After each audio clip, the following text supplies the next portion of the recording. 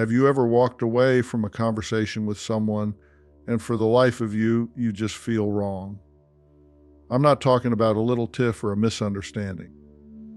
I mean that deep, gnawing confusion, that feeling like you can't quite put your finger on what just happened.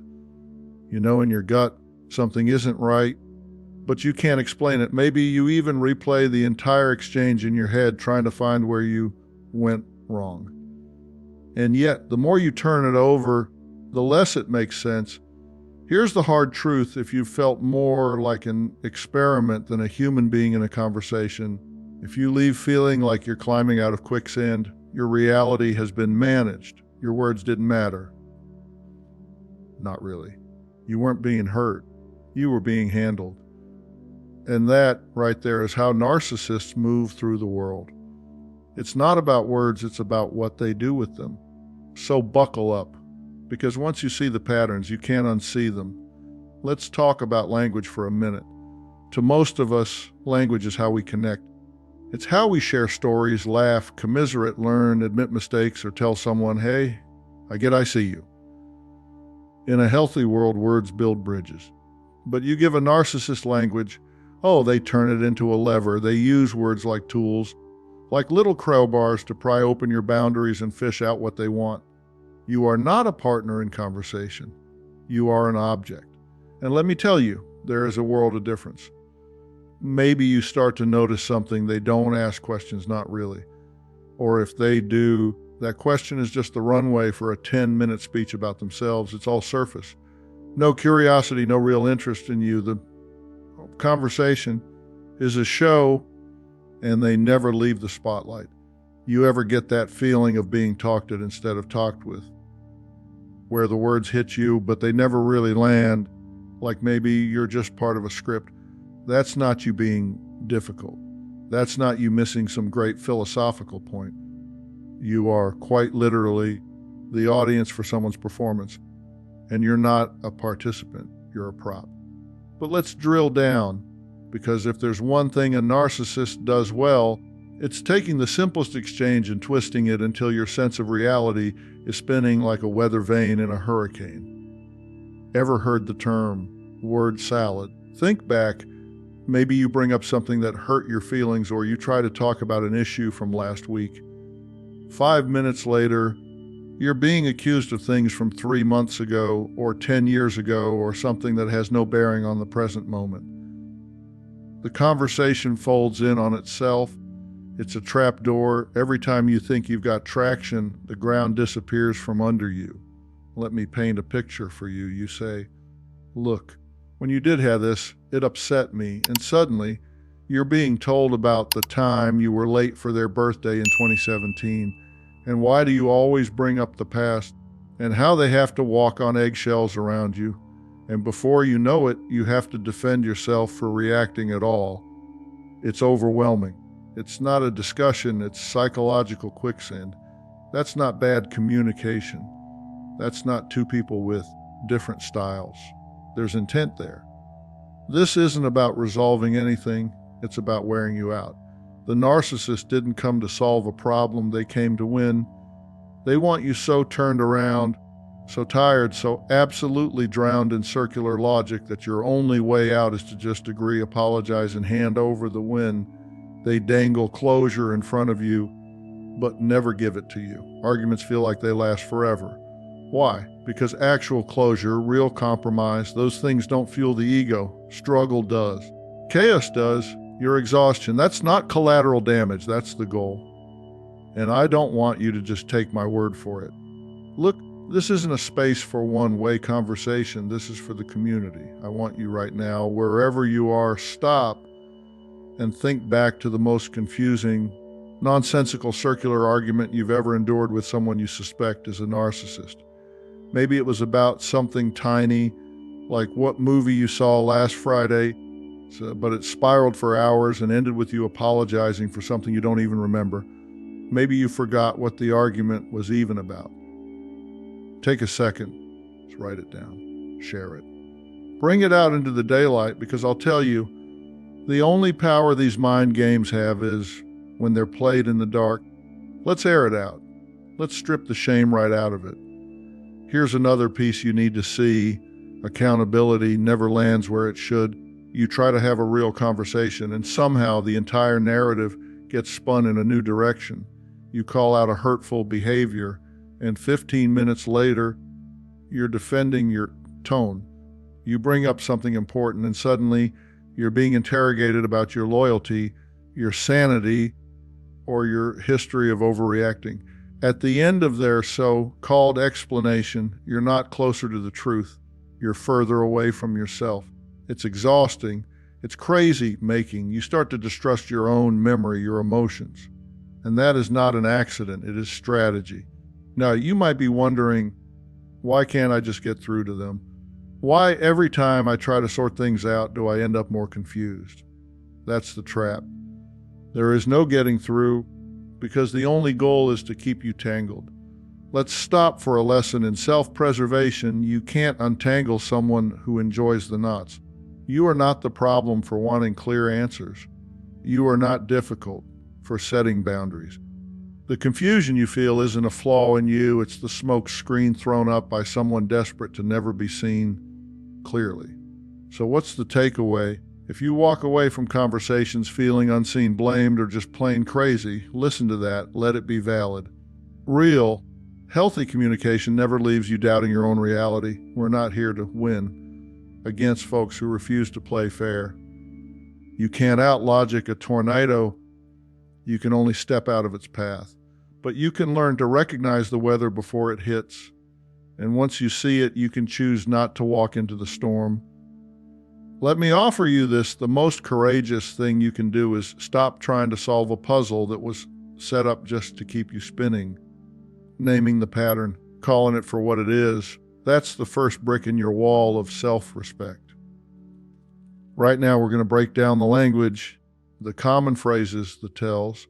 The more you put a name to these patterns, the less power they have. You are not crazy. You are not too sensitive. You are simply up against someone who turns words into weapons and arguments into endurance tests. And you don't need to fight in that ring, so let's get ready. We've got more to uncover. Let's translate their playbook, phrase by phrase, trick by trick, so the next time you hear that word salad swirl, you spot it for what it is, not a real conversation, but a psychological operation. You've already taken the most important step by naming it. Now let's dig deeper together. Just listen for a second.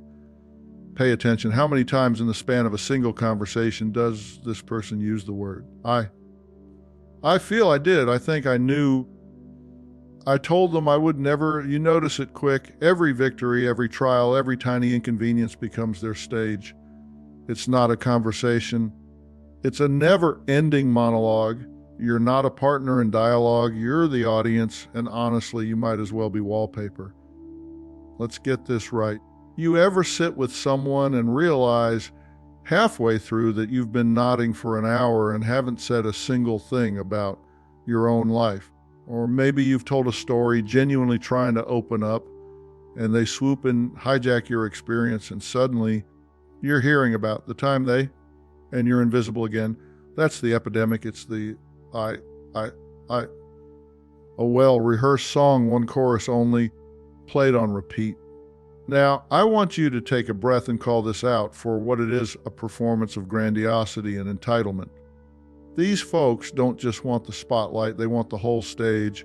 So let's break down the greatest hits, the phrases that keep this ego anthem cranked up to 11. I'm the only one who can. If you've ever worked with, lived with, or even stood in line behind a narcissist, you've heard some variation of this. If it weren't for me, this whole place would fall apart. Nobody else gets it but me. Sometimes it's subtle, sometimes it's a full-blown declaration. Picture this. You're on a group project, everyone contributes. But this one person, they need to make sure it's known publicly, repeatedly, how invaluable they are. I picked up the slack when nobody else did. Honestly, if I hadn't stepped in, you guys would have missed the deadline. Or maybe at home, it's chores. You load the dishwasher, they rearrange it, must announce, I guess I have to do everything myself. Same script. Let's be clear, this is never about teamwork or partnership.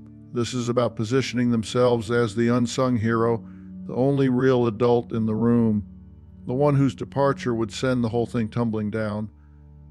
But here's the truth. This isn't about capability, it's about control, about feeling bigger by making everyone else smaller. And don't think it ends with superiority. There's an artful detour. False modesty, the humble brag. You'll hear it in that practice sigh, that exaggerated wariness, or the complaint that's actually a lure for attention. I'm just too empathetic. It's honestly my biggest problem. I care too much. You see where this goes. Now it's your job to protest, to comfort, to hand out praise. No, you really are so thoughtful. Don't be hard on yourself. You're so caring. They hook you with a negative, knowing you'll fix it with adulation. Maybe it's, I wish I wasn't so good at reading people. It makes everything complicated. Or, honestly, it's so hard being as responsible as I am. No one else steps up. Listen for the pattern. Every complaint is bait for your reassurance. They come in, fishing rod in hand, casting out the line, hoping you bite and shower them with validation. Sometimes it's about appearance. Something as small as, I hate how I look today, I'm just a mess, uttered with their best angle to the mirror or a selfie on standby.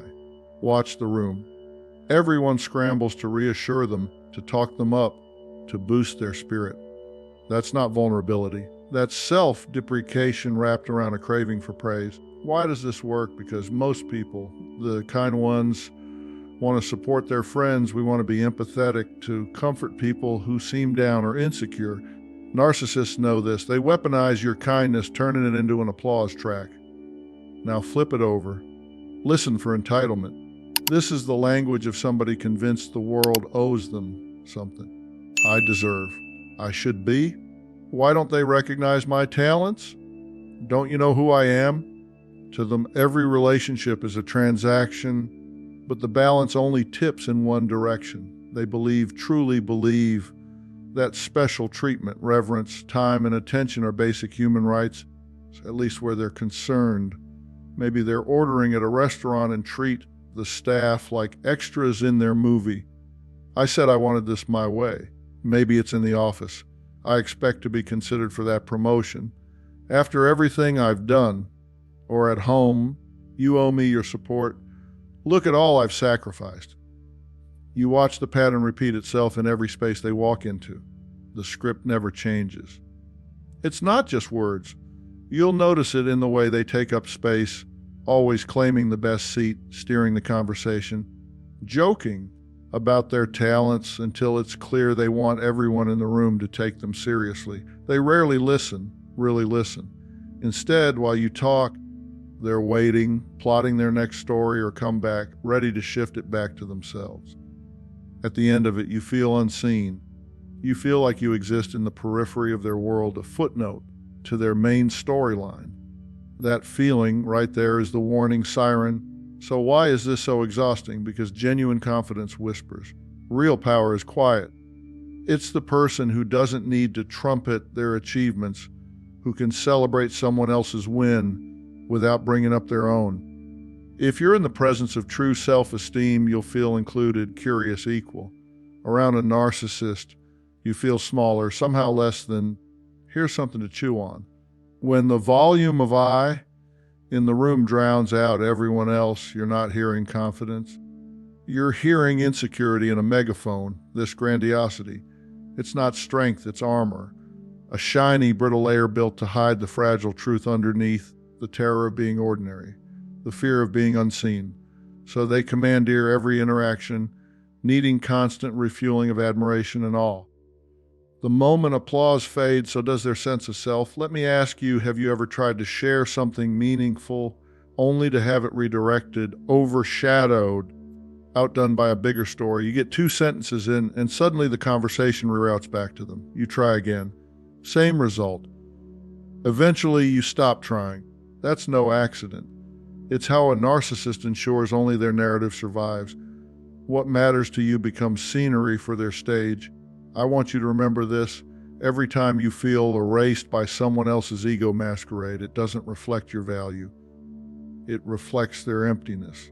Narcissists don't just crave attention, they need it like oxygen. Without it, the entire act collapses. So what do? First, stop blaming yourself. It's not your fault if you can't get a word in edgewise. You're not too quiet or not interesting. You're sharing space with someone who can't stand silence that doesn't center them. Second, set the record straight. You don't have to compete with grandiosity or fix false modesty or prop up anyone's entitlement.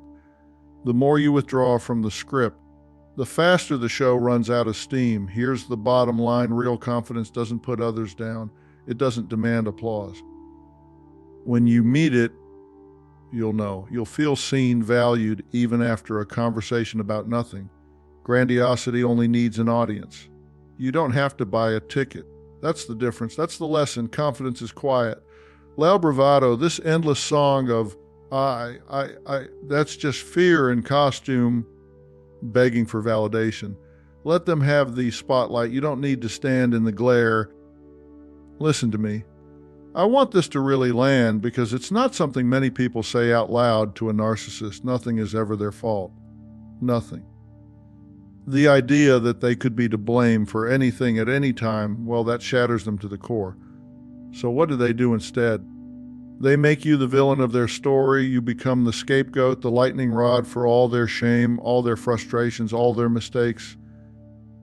Every single time, you might even begin to feel like there's a script at play, one you never auditioned for. And that script always points the finger at you.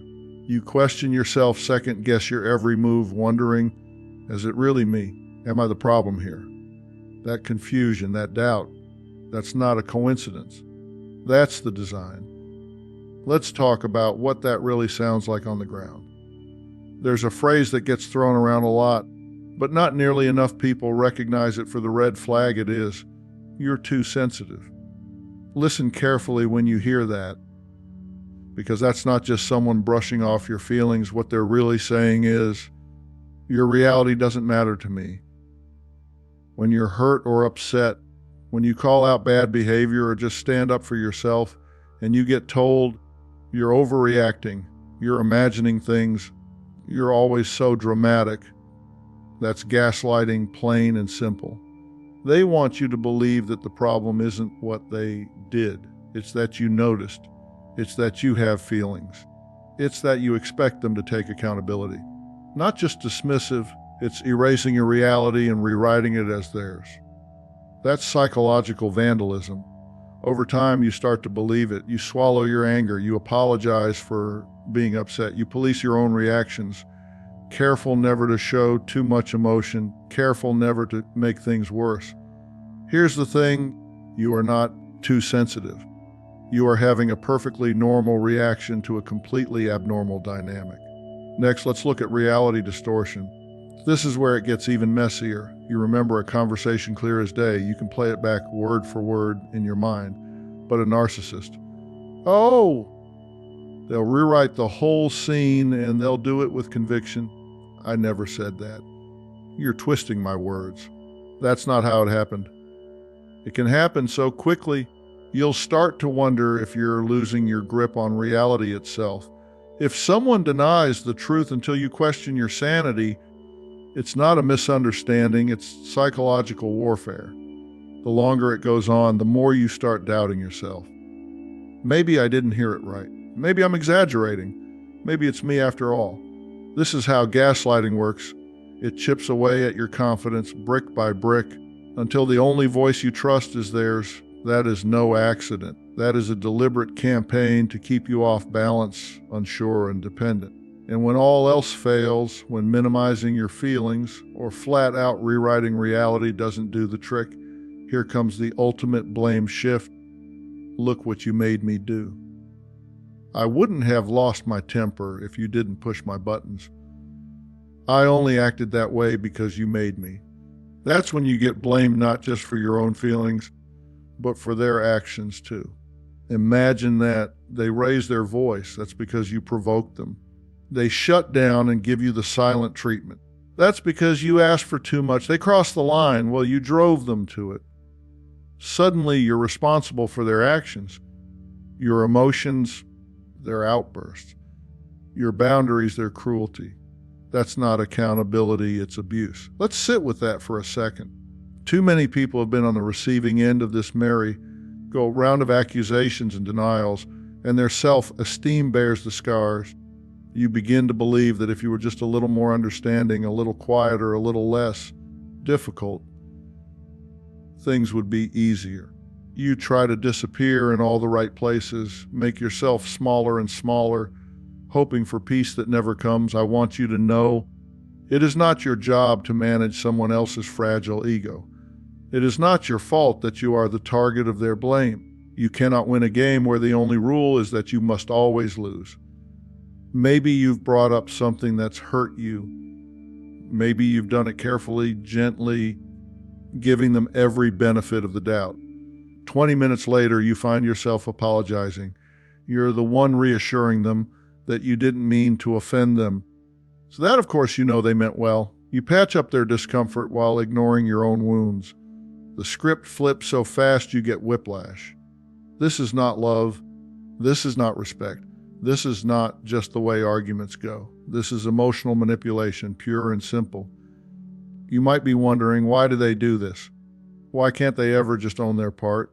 Why is it so impossible for them to say the words, "I'm sorry, I messed up"? The answer is as old as time: shame. For a narcissist, the idea of being at fault is intolerable. Responsibility feels like annihilation. So they dodge, they deflect, they dump it all at your feet. Here's what I want you to take away. None of this is about truth or fairness or growth. It's about maintaining the fragile shell of perfection they need to survive. If they admit fault, even for a moment, the mask cracks. And they'll do anything to keep it intact. You deserve better. You deserve to be heard, to be validated, to have your reality respected. You deserve conversations that bring you closer to clarity instead of burying you under confusion.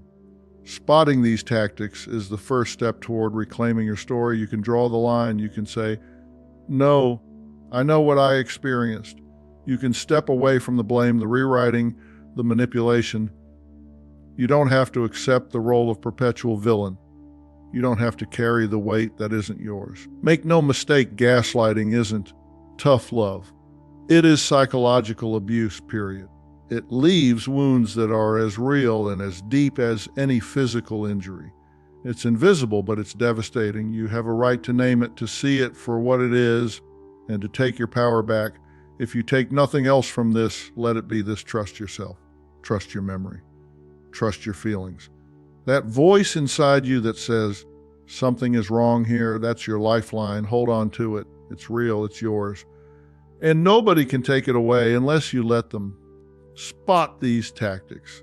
Call them out, even if it's just to yourself, even if you never say it out loud. Each time you do, you chip away at their power and build up your own. You're not crazy, you're not too sensitive, you're not the problem. You're simply standing in your own truth, and that is the most courageous, the most powerful thing you can do. Take your story back. You never needed their permission in the first place. Ever feel hurt by what wasn't even said? Most of us are hardwired to listen for words, obvious statements, yelling, blaming. But there's another kind of language, a darker, more elusive code that does its damage in the spaces between sentences, in tone, in timing, in all the things left unspoken. Let's be honest, some of the deepest wounds don't come from what a narcissist shouts at you. They come from what they never say and from what they make you feel for reasons you can't explain. That ache, that anxiety that creeps in when you walk into a room and sense the air thicken. That's not your imagination. Narcissists are fluent in a silent language, passive aggression, guilt, all tied up in their refusal to be direct. It's that moment you step out of line and suddenly joy freezes. You glance at them, waiting, hoping, dreading. And they don't say a word, but you feel the chill. A heavy sigh, the loudest silence, let's call that what it is: communication by omission and by performance. Sometimes the most cutting manipulation comes with no decibel level at all. Think about those dramatic sighs and silences, the slow exhalation, the slump, the sidelong glance that says, You've done something wrong, even if you haven't. You walk into the kitchen. Dinner is a few minutes late, and they let out a weary groan, collapsing into a chair as if gravity doubled. Maybe they put a dish down just a little too loud. Maybe it's the slow, deliberate clearing of a throat. You ask if something's wrong. Nothing. There's a pause, just long enough to hang guilt on your spine like a weight. It's fine, they say, and it's anything but. You replay the day, wondering what you missed, what you broke, what crime you're being sentenced for. But they won't say. That's the point. You are left to fill in the blanks, investigating invisible evidence, chasing a problem that probably didn't exist until they made it up. That's how you start to feel responsible for everyone's mood but your own. Sometimes it builds quietly. A smile that fades a little too quickly, a glance that lingers a moment too long, withheld affection, a shoulder turned just enough to communicate, "You let me down." It's the cold, echoing H of approval revoked. The punishments are invisible but unmistakable. And you'll find yourself apologizing, offering, explaining, desperate to solve a mystery they created. When you're always decoding what isn't spoken, you lose track of your own script. That's when you're most vulnerable. But it doesn't stop with silence. There's a special cruelty in a compliment that's not really a compliment, a backhanded slap wrapped in satin. That shirt is surprisingly flattering on you. "You looked so confident up there!" I wish I could be that relaxed about making mistakes. You're so brave to wear that. It's praise that pricks. The more you pull it close, the sharper it stings. And if you flinch, if you react, if you say anything, you're told you're too sensitive, too serious, can't take a joke. The smile on their lips never reaches their eyes. You carry the embarrassment and the blame. Sarcasm becomes their shield. "I'm just kidding," they say, after a little jab, as if intent erases harm. Advice comes with a twist. "I just want what's best for you, but not everyone cares about things like I do. I mean, maybe you aren't cut out for that kind of job, but hey, it's great that you tried." These little cuts are crafted to make you doubt, but never to push them into the open. If you bring it up, the defense is always ready. "I was trying to help. I'm just being honest. Sorry if you're not used to real talk." It's plausible deniability. Hurt you, then hide behind helpfulness. There's another tactic just as toxic.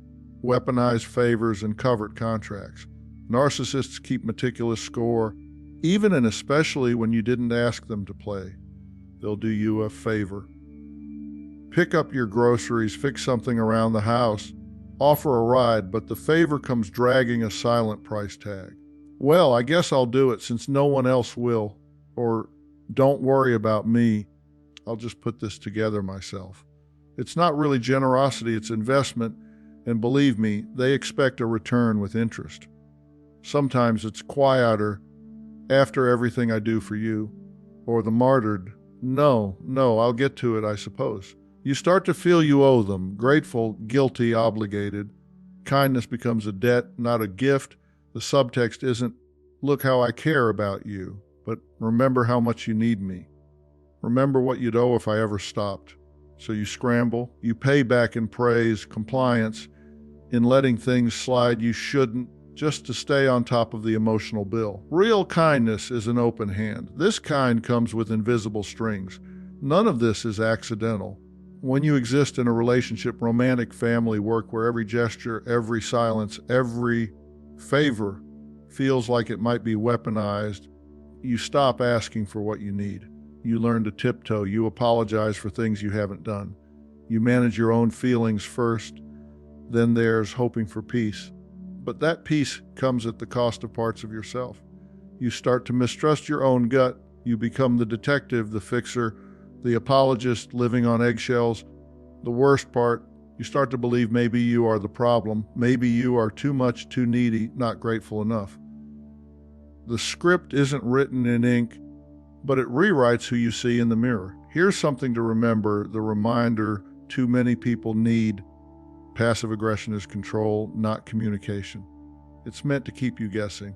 It's smoke without fire, the alarm always going off, but you never find the flames. The house isn't burning, but you're kept afraid enough to stop exploring.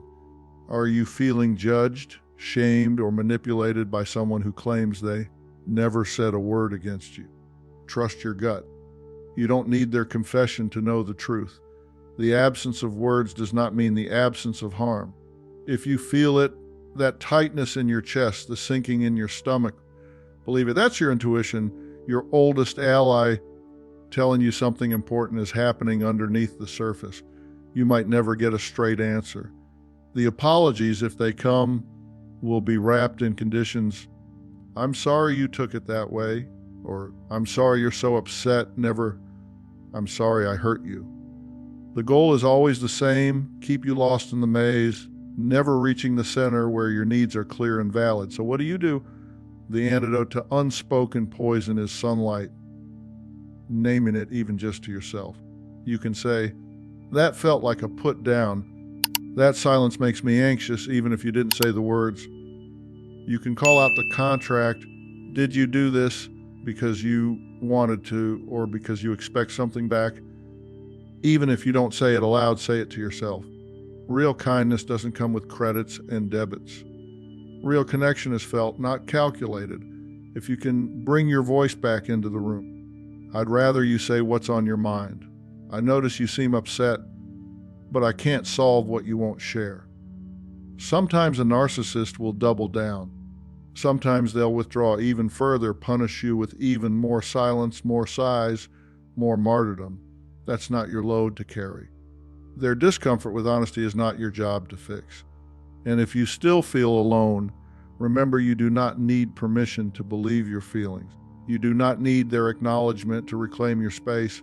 Your boundaries and your sense of self aren't dependent on anyone else's validation or peace offerings or smiles that don't reach their eyes.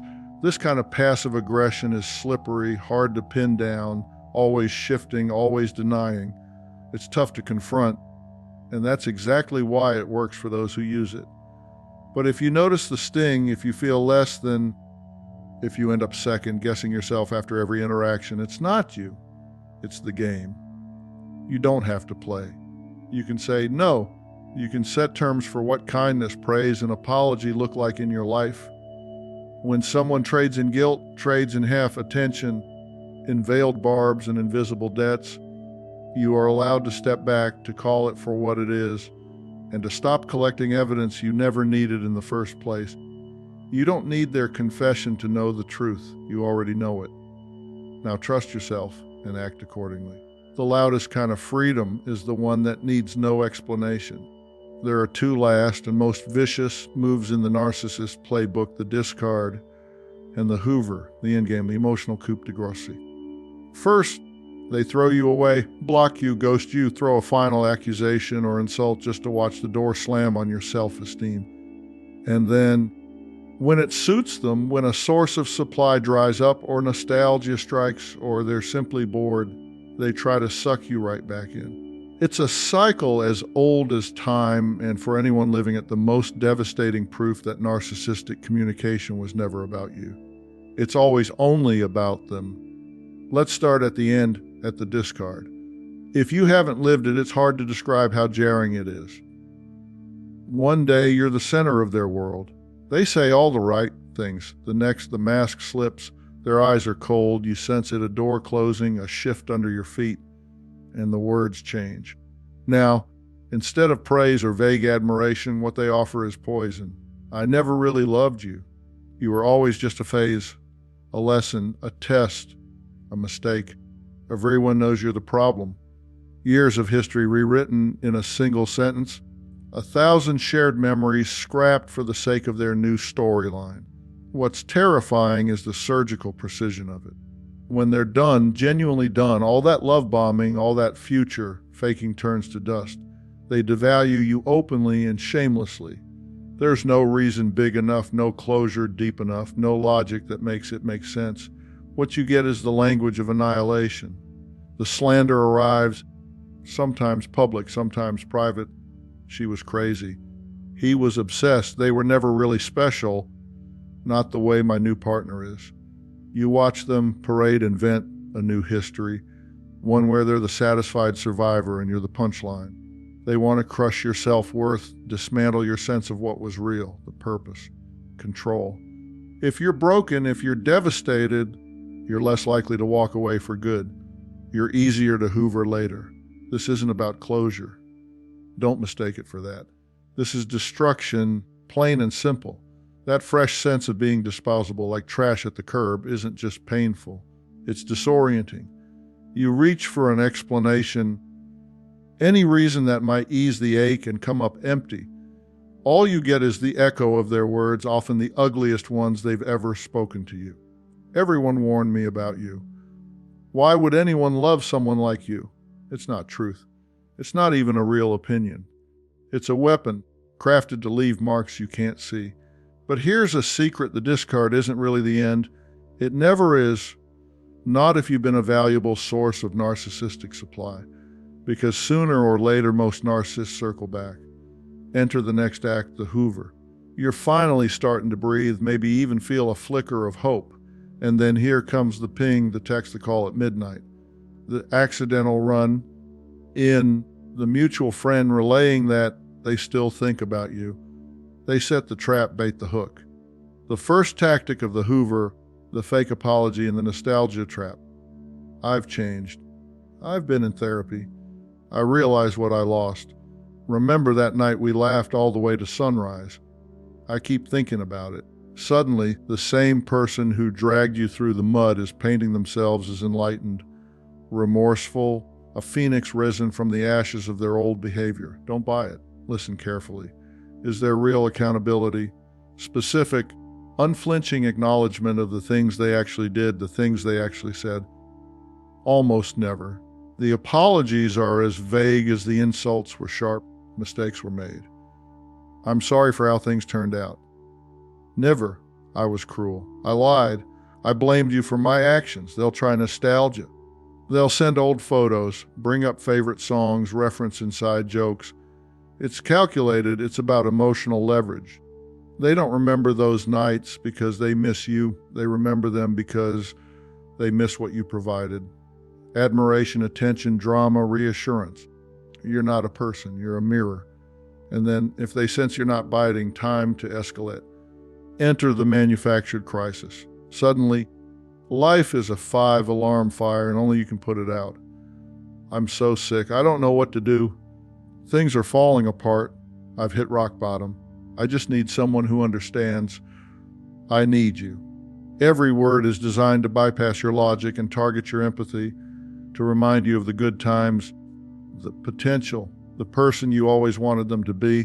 What follows isn't real vulnerability, it's a performance. Sometimes the illness or emergency is real, but the motive is the same: to get you to drop your guard, to make you forget just for a moment all the pain that came before. It's not unusual for them to use tears, threats, and even declarations of love, whatever it takes to spark a response. If you do respond, you'll notice the dynamic shifts right back. Suddenly, you're back in the old dance, giving, comforting, sacrificing, wondering if maybe, just maybe, things are different this time. But look closer, the accountability is still missing. The patterns creep back in. Slowly, the blame returns, the confusion, the subtle dismissal of your instincts. And you're reminded with a thud that nothing has changed. You're the same supply, picked up when it's convenient, cast aside when it's not. Let's not sugarcoat it. The Hoover maneuver isn't an act of love. It's an act of need. Unvarnished, unrepentant need. The narcissist needs. Their ego, their craving for relevance, for drama, for the safety of someone they know will respond. You are not being chosen for your worth. You are being targeted for your vulnerability. Now, here's where you get to take your power back. Remember, every word tossed your way in this last stage, every insult, every guilt trip, every nostalgic sigh isn't about you, it's about them. Their appetite for control, their deficit of self, their inability to build anything genuine and lasting. All the manipulative language in the world can't hide the fact that everything they say is a bid for a response. Any response that keeps you in the game. But here's the one script they can't edit, the one move they can't control or twist or recycle: your absence, your silence. The boundaries you set and enforce, not because you want to punish them, but because you need to heal yourself. Your non-response is louder than any insult or apology. Your refusal to play is the final, unbreakable answer. The truth is, the only language a narcissist can't distort is your absence. They can twist stories, gaslight events, rewrite history in technicolor detail.